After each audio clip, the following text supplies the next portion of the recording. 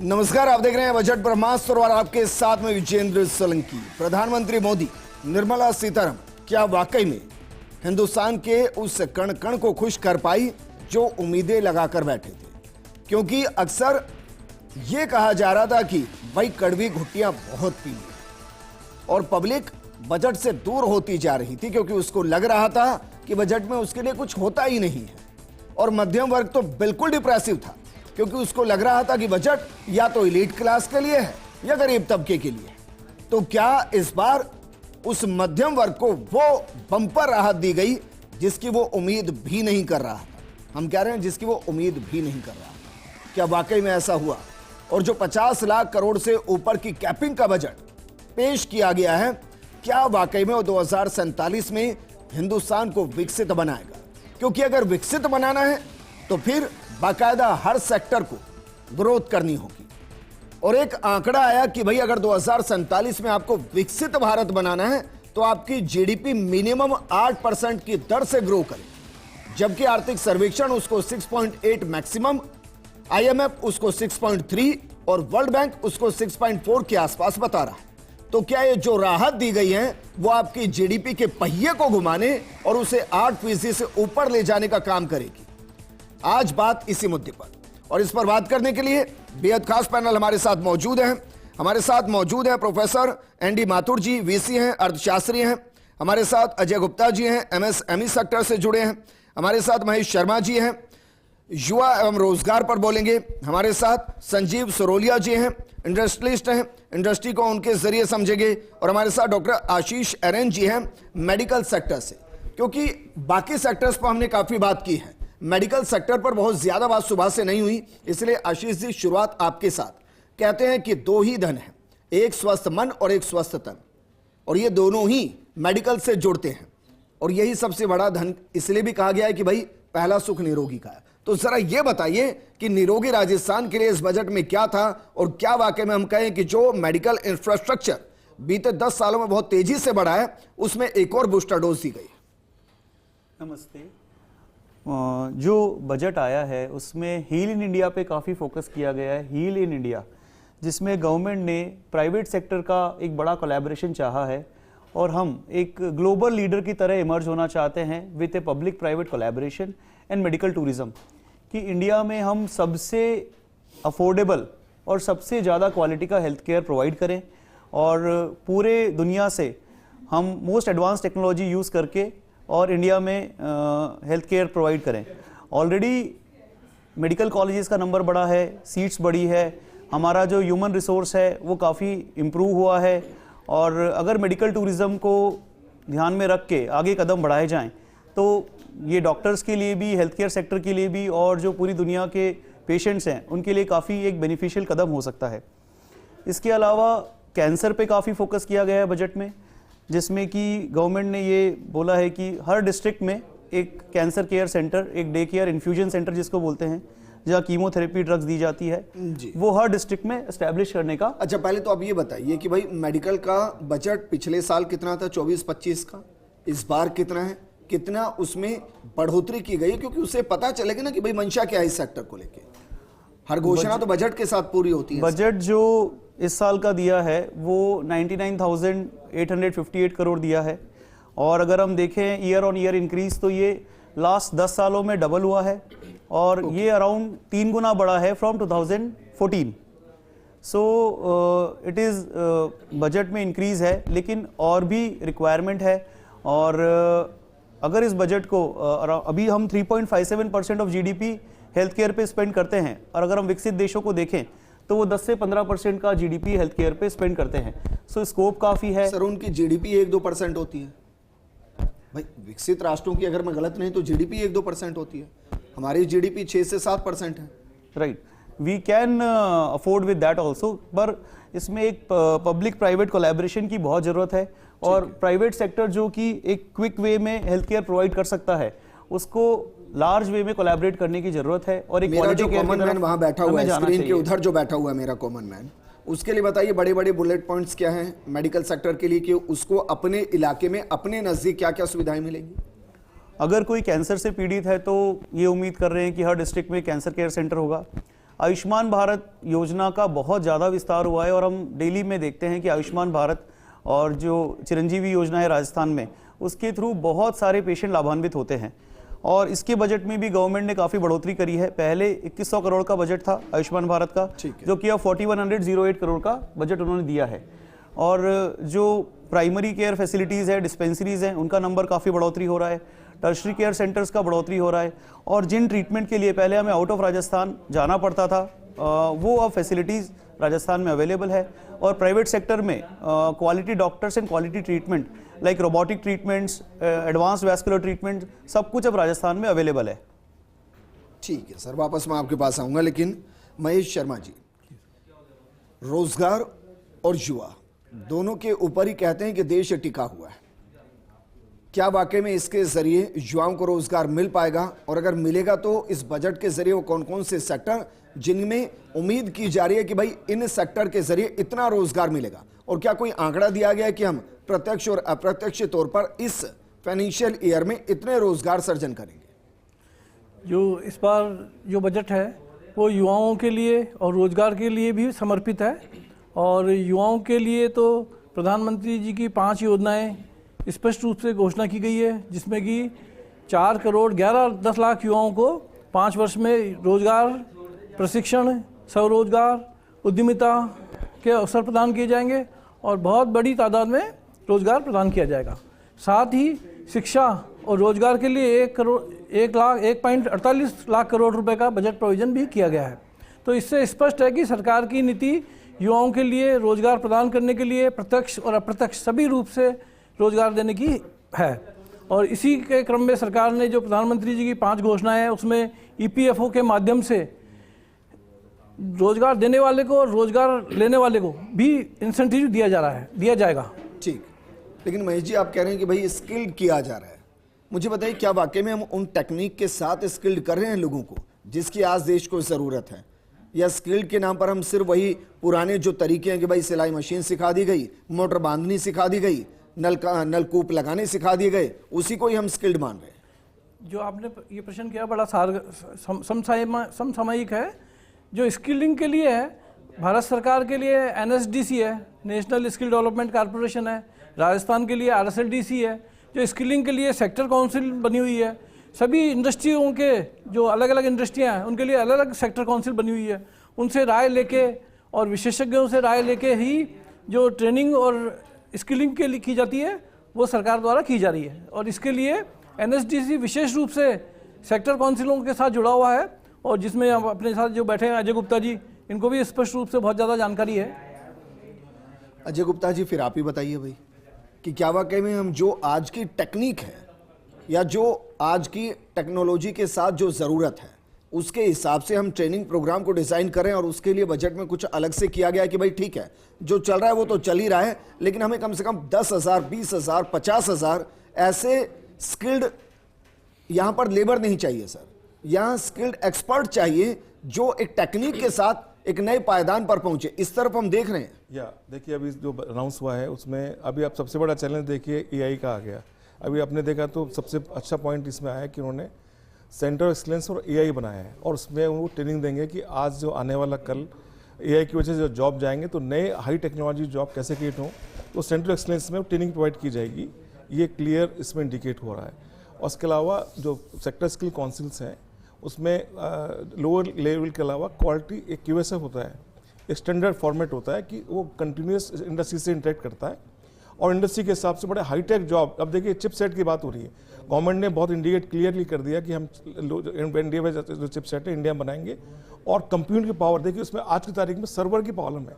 AI को यदि आगे बढ़ाना है तो हमें बहुत हाई स्पीड के सर्वर चाहिए, और सर्वर चाहिए तो उसके लिए हमें टेक्नोलॉजी चाहिए, टेक्नोलॉजी के साथ साथ बहुत स्किल्ड मैन पावर चाहिए जो हार्डवेयर को मैनेज करें। तो ये जो अभी अनाउंस किया गया है सेंट्रल एक्सलेंस और 10,000 करोड़ रुपए का कॉर्पस अनाउंस किया गया, तो मुझे लगता है ये बहुत बड़े लेवल पे एक हाईटेक स्किल को इनिशिएट करेगा। आप थोड़ा सा इसको और बताइए कि भाई चिप बनाने की हम बात कर रहे हैं, चीपेस्ट तो चाइना देता है, तो उससे भी चिप हम चीप बना सकते हैं, पहली चीज़। दूसरा, अगर नहीं बना सकते तो क्या हम चाइना को रोक सकते हैं, या ताइवान से जो आती है उनको रोक सकते हैं? नहीं, देखिए चाइना नहीं बना रहा चिप, अभी NVIDIA चिप बनाता है पूरे वर्ल्ड में, और चाइना ने भी उसी चिप पे अपना AI प्लेटफॉर्म बनाया है। और नंबर 2 बनाते हैं ताइवान। तो ताइवान के साथ इंडिया ने ऑलरेडी जो है चिप के लिए बातचीत करी और बहुत जल्दी आपको दिख जाएगा कि ताइवान की कंपनियां आके। और दूसरा सबसे बड़ा जो आज अनाउंस किया है कि रिसर्च पे 20,000 करोड़ रुपये उन्होंने खर्च किए। तो यदि हम अपना खुद का चिप का रिसर्च मॉडल बना के यदि चिप सस्ती हम बना पाएंगे, देखिए अब लड़ाई होगी विश्व में सस्ती चिप कौन बनाता है। एनवीडिया की चिप बहुत कॉस्टली है, तो कॉस्टली है तो टेक्नोलॉजी बहुत कॉस्टली है।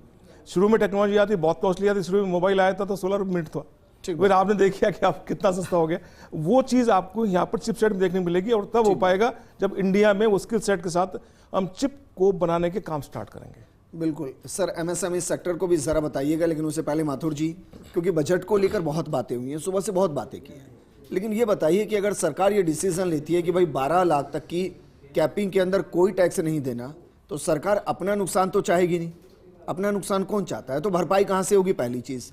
दूसरा कि जब 50 लाख करोड़ का ये बजट क्रिएट किया गया है, तो जाहिर है हम बता रहे हैं कि भाई 30 से 35 लाख तो हमारी कमाई है, तो 15 लाख करोड़ के आसपास हम कर्जा उठाएंगे। तो क्या उस कर्जे के लिए हम तैयार हैं? और तीसरा, जो नए सेक्टर एक्सप्लोर करने की बात हो रही है, क्या उसके लिए भारत की इंडस्ट्रीज तैयार है? देखिए, खूबियां भी बहुत हैं इस बजट में और ऐप भी बहुत हैं। ढूंढने वाले सोचें कि उन्हें चाहिए क्या। जो बात आप कर रहे हैं, इनफैक्ट भारत सरकार ने व्यू रचना बदली है अपनी। जो पहले व्यू रचना, जो निवेश आधारित व्यू रचना थी, डिसइन्वेस्टमेंट कर नहीं पाए, प्राइवेट इन्वेस्टमेंट बढ़ा नहीं पाए, उसको कंजम्पशन आधारित और मांग आधारित व्यू रचना पे ले आए। ठीक, जिससे पॉकेट बूस्टर सा लगे 12 लाख रुपए तक इनकम टैक्स छूट दे देना। It seems like a pocket booster कि जेब में पैसा बढ़ाया गया है। इससे कंजम्पशन बढ़ेगा, इफेक्टिव डिमांड बढ़ेगी और इफेक्टिव डिमांड बढ़ने से अर्थव्यवस्था की गति आगे बढ़ेगी। और ऐसा माना जाता है कि अर्थव्यवस्था की गति आगे बढ़ेगी तो उससे इनकम जनरेट होगी और वो जनरेटेड इनकम जो है वो इधर जो नुकसान हुआ है उसकी भरपाई करेगी। पहली बात, ये आपका सवाल था। ठीक है। दूसरा आपका सवाल था नए सेक्टर्स कौन से जो है वो इमर्ज हो रहे हैं। नए सेक्टर्स में अभी चिप्स की बात चल रही, चिप की बात चल रही थी और आपने भी कहा कि साहब चिप को हम कितनी सस्ती बना सकते हैं। देखिए, 98,000 करोड़ रुपए अमेरिका ने लगाया। उस इन्वेस्टमेंट को 51 करोड़ में चीन ने जो है वो डीप सीक चिप लगा करके, मतलब एक पोटैटो चिप्स की कॉस्ट पे उसको ले आए। तो कुल मिलाकर हमें उस एआई वॉर में शामिल होना है नहीं, ये फैसला करना है। और अगर शामिल होना है तो एआई जो रोजगार ले रही है हमारे, उनको रोजगार ले नहीं बल्कि रोजगार को रिप्लेस करने का काम करें। उस सेक्टर में हम अपने रोजगार बढ़ाएं, एयर के सेक्टर में। और जिन सेक्टर्स के रोजगार गए उन सेक्टर्स में हम क्या कर सकते हैं, एक तो एरिया चिप का निकलता है, एआई का निकलता है। दूसरा एरिया निकलता है सोलर एनर्जी का, रिन्यूएबल एनर्जी का। आज राजस्थान में 75% जो राजस्थान समिट में MOUs हुए वो सब जो है, जो लगभग 76 लाख करोड़ के थे, वो जो है वो रिन्यूएबल एनर्जी के सोर्स में, सोलर एनर्जी की 26 लाख करोड़ सर, क्योंकि 35 लाख करोड़ तो कुल सॉरी 26 लाख करोड़ के। तो 26 लाख करोड़ के रिन्यूएबल एनर्जी के जो है वो प्रोजेक्ट्स आए हैं और उससे राजस्थान एक सोलर सेंट्रिक स्टेट बन गया है और क्षेत्रों की तुलना में। ठीक। देन राजस्थान को भी इसमें फायदा होगा। राजस्थान को पेयजल में 251 करोड़ रुपए का फायदा हो रहा है, या हाईवेज में 351 करोड़ का फायदा हो रहा है, और भी एरियाज में जो है वो निकल रहे हैं। और जो सेंट्रल स्पॉन्सर्ड स्कीम्स हैं उन सब का फायदा राजस्थान को मिल रहा है। और राजस्थान को एक फायदा ये हो रहा है कि सेंट्रल टैक्स में हिस्सा ज़्यादा मिल रहा है, जो फाइनेंस कमीशन है उसके बंटवारे में ज़्यादा हिस्सा मिल रहा है। तो ये भी डबल इंजन की सरकार होने की वजह से थोड़े फायदे हमें मिले। वो कैसे मिल रहा है? वो तो एक रेशो होगा ना भाई, और एक फॉर्मूला होगा नेचुरली स्टेट से स्टेट जीडीपी का कितना हिस्सा आ रहा है, उस रेशो के तहत ही मिल रहा है, उस कलेक्शन के रेशो के तहत ही मिल रहा है। पर it is favourable to us that हम ज्यादा हिस्सा ले पा रहे हैं, मतलब हम ज्यादा हिस्सा दे पा रहे हैं। ये भी तो मतलब हुआ ना सर इसका कि भाई हम कंट्रीब्यूशन स्टेट, हमारे यहाँ से कलेक्शन ज्यादा जा रहा है, उसका हिस्सा ज्यादा मिल रहा है भाई ये फाइनेंस कमीशन में। देन जिन राज्यों में चुनाव नजर आ रहे हैं वहाँ ये भी साफ साफ नजर आ रहा है कि वहाँ एक कोशिश की गई है कि वहाँ ज्यादा फायदा दिया जाए। जैसे बिहार की बात कर रहे हैं तो बिहार में कहते हैं कि साहब पहले मखाना ज्यादा इम्पोर्टेंट था, मखाना ज्यादा इम्पोर्टेंट हो गया है। मखाने की जो है बारात में दूल्हे को तो अलग से एडवांटेज मिलेगी, इसको नहीं रोका जा सकता। मैं नहीं समझता मखाना और मखाना अलग अलग नहीं चलते, एक साथ ही चलते हैं इनफैक्ट। अब इस पर मैं टिप्पणी नहीं करूंगा। इसके अलावा जो है, क्योंकि डिमांड तो राजस्थान भी एक लंबे टाइम से कर रहा है कि भाई सरसों स्टेट इसको घोषित किया जाए, इस पर भी बात करें। लेकिन तो शत्रुघ्न सिन्हा ने भी तारीफ की है, जो कुछ बिहार में फायदा दिया है। कपास बोर्ड की बात हुई है, वहां तो एयरपोर्ट भी चला गया सर। या संजीव जी, भाई इंडस्ट्री को किस तरीके से इससे बूस्टर डोज मिल रही है और बताइए, क्योंकि इंडस्ट्री में दो इंडस्ट्री होती है, एक जो वक्त के साथ साथ खुद को ढाल नहीं पाती हैं और वो अपने रिटार्डेशन फेज की तरफ जाती है, और दूसरी जो वक्त के साथ आती हैं या वक्त की नज़ाकत को समझते हुए आती हैं, वहां से एक नई इंडस्ट्रीज डेवलप होती है। इस पूरे बजट के जरिए दोनों को समझाइए सर। इसमें सर मुख्य रूप से सरकार का जो फोकस पहले के समय से ही रहा है वो पीएलआई पे रहा है कि सरकार जो नई इंडस्ट्रियों को डेवलप करना चाह रही है, जो इंडस्ट्रियां 100% इंपोर्ट पे चल रही थी कि वो इंपोर्ट वाले प्रोडक्ट ही भारत में कंजप्शन हो रहे थे, उसकी जगह उन इंडस्ट्रियों को पीएलआई के द्वारा कहीं न कहीं सरकार यह सक्षम बना रही है कि वो यहाँ पर मैन्युफैक्चरिंग कर पाए, और उसका बहुत सफल परिणाम हमें मोबाइल इंडस्ट्री में देखने को मिला। जो इंडिया 100% मोबाइल इंपोर्ट करता था, वो 1 लाख करोड़ रुपए के मोबाइल तो एप्पल बना के देने लग गया है। ठीक बात। और इस ढंग का जो इंसेंटिव इन्होंने दिया है वो विभिन्न इंडस्ट्रियों में दिखाई दे रहा है। जैसे इलेक्ट्रॉनिक्स इंडस्ट्री में उन्होंने पीएलआई का काम चालू रखा। अच्छा, बना रहा है असेंबल कर रहा है सर, दोनों में अंतर? सर इसमें क्या होता है कि पीएलआई में वैल्यू एडिशन होता है। अच्छा, पीएलआई मतलब हमारे कॉर्पोरेट में तो, या जो नौकरी पेशा उसमें तो परफॉर्मेंस लिंक इंसेंटिव होता है। सरकार इंडस्ट्री में क्या होता है? प्रोडक्ट लिंक्ड इंसेंटिव हो गया sir, productivity link incentive, production तो लिंक। आप उसमें क्या, इसमें आप आइटम जो आप बना रहे हैं वो आइटम में कुछ आइटम आपने बाहर से यदि इंपोर्ट भी किया, उसमें कितना वैल्यू एडिशन यहाँ पर किया या कितना यहाँ पर आपने उसमें नया बना पाए। जैसे हम पर्टिकुलरली एयर कंडीशन इंडस्ट्री बात करें तो पहले पूरा एयर कंडीशन इंपोर्ट होता था, बाद में सीकेडी कंडीशन होने लग गया। अब स्थिति है कि सरकार ने 9,000 करोड़ रुपए तक का product linked incentive electronics industry को दे दिया है। उसके कारण से यहां पर अब कंप्रेसर तक के मैन्युफैक्चरिंग की बात होने लग गई है।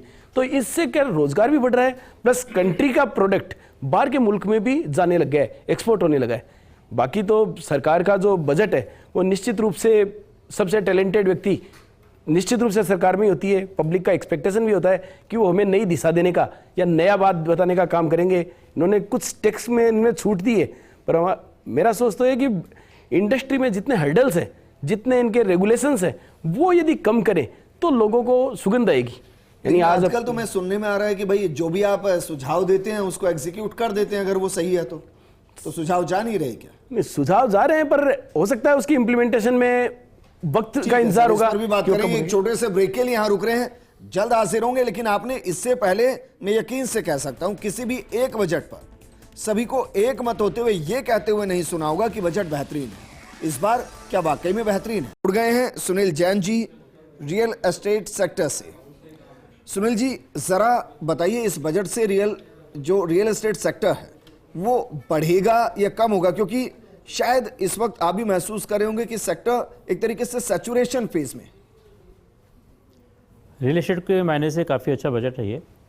बेसिकली काफ़ी ऐसी चीज़ें हैं, जैसे जो 12 लाख पे टैक्स जो फ्री किया है सैलरी पे, उससे भी आपका सर्कुलेशन मार्केट में काफ़ी आएगा। उससे इनडायरेक्ट टैक्स, डायरेक्ट टैक्स तो कम हो गया, लेकिन इनडायरेक्ट टैक्स बढ़ेगा तो सरकार के पास भी काफ़ी पैसा पहुंचेगा उससे। तो वो पैसा अर्थव्यवस्था के काम आएगा और जो इंफ्रास्ट्रक्चर मजबूत होगा उससे। और काफ़ी फंड इन्होंने इंफ्रास्ट्रक्चर मजबूत करने के लिए दिया भी है। और वो चैलेंजेस हैं, जो सिटीज़ में जो प्रॉब्लम्स हैं, उसको फेस करने के लिए जिन्होंने ये फंड रखा है, तो उससे सिटी की ग्रोथ होगी, तो रियल एस्टेट का उससे बड़ा फ़ायदा होता है। और उसके अलावा जो एमएसएमई के लिए जो फंड उन्होंने क्रिएट किया है, तो उस रियल एस्टेट काफ़ी डेवलपर्स जो है एमएसएमई में आते हैं। और 2 टायर 3 टायर के अंदर जो उड़ान का जो एयरक्राफ्ट को बढ़ाने के लिए, जो रिपोर्ट्स को बढ़ाने के लिए जो फंड जनरेट किया, तो उससे सिटी की ग्रोथ होगी। तो इसलिए जयपुर उसके जैसे शहरों को काफ़ी इससे फ़ायदा मिलने वाला है। ओवरऑल हम देखते हैं कि रियल एस्टेट के लिए काफ़ी फ़ायदेमंद है। और सिटी की और कंट्री की ग्रोथ, जो जीडीपी की जाते हैं, इकोनॉमी जो बढ़नी चाहिए, 2027 तक का जो टारगेट है ग्रोथ का, वो हमको अचीव होता दिख रहा है और इससे सभी को फायदा होने वाला है। अच्छा, मैं अब सीधा सवाल कर रहा हूं, क्योंकि बहुत सी सरकार की ऐसी योजनाएं जो हर घर तक पहुंचाने की योजनाएं हैं। आप घर को बनाते हैं, एक तरीके से हम कहें कि भाई जो अपना बाजार है वो रियल एस्टेट बाजार जो है। अब मेरा सवाल ये कि जो अब हम नई बिल्डिंग्स क्रिएट कर रहे हैं, नए प्रोजेक्ट्स चला रहे हैं, क्या उसमें हम उदय योजना, सोलर को, क्योंकि मल्टी स्टोरीज बिल्डिंग के अंदर भी कनेक्ट किया गया, तो क्या हम उन सब चीज़ों को वैल्यू ऐड कर रहे हैं? और क्या सरकार से हम उसको एक तरीके से कनेक्ट कर रहे हैं कि भाई हम अपने इस पूरे प्रोजेक्ट के अंदर हम ये सारी फैसिलिटीज पहले से ही ऐड ऑन कर रहे हैं और उसमें सरकार की तरफ से कोई प्रोत्साहन? ये चीज़ें सरकार की तरफ से पहले ही दी हुई है। सोलर सिस्टम है, एसटीपी वाटर है, सस्टेनेबल बिल्डिंग के लिए ग्रीन प्रोडक्ट की बिल्डिंग बनती है, तो ग्रीन बिल्डिंग के लिए इंसेंटिव इन्होंने दे रखे हैं। तो लेकिन इसको प्रमोट करने के लिए और आवश्यकता है कुछ इंसेंटिवाइज किया जाए और उसका सेल्स से उसको सीधा अगर जोड़ा जाए तो इसका बड़ा फ़ायदा मिल सकता है। क्योंकि अगर कस्टमर को इस चीज़ का फ़ायदा मिलता है, जैसे टैक्स में अगर रिबेट किया जाए जो अपनी स्टैम्प ड्यूटी लगती है, तो उसको उससे लिंक करे तो ग्रीन बिल्डिंग मैक्सिमम बढ़नी चाहिए। क्योंकि जिस ढंग से कंजेशन बढ़ रहा है, पॉल्यूशन बढ़ रहा है और एनवायरनमेंट को जो नुकसान हो रहा है, तो उसके लिए ग्रीन प्रोडक्ट ही बनने चाहिए। एक और सवाल आपसे, क्योंकि 12 लाख तक की कैपिंग कर दी गई है, 7 लाख से सीधा बढ़ाया गया है, तो जेब में 2 पैसे बचेंगे भी। अब मुझे व्यक्तिगत लगता है 3 जगह ही पैसा खर्च करता है, तो घूमने में, शॉपिंग में इसको मैं एक मान लेता हूँ, दूसरा वो शेयर बाजार में या अपनी सेविंग के लिए, और तीसरा रियल एस्टेट के अंदर अगर वो उसको अफोर्ड कर सकता है तो आपको लग रहा है कि जो ये कैपिंग बढ़ाई गई है इससे रियल सेक्टर में ग्रोथ होगी? अगर होगी तो कितनी? रियल एस्टेट में ग्रोथ काफ़ी होगी, क्योंकि देखिए मकानों की ज़रूरत हमेशा रहती है।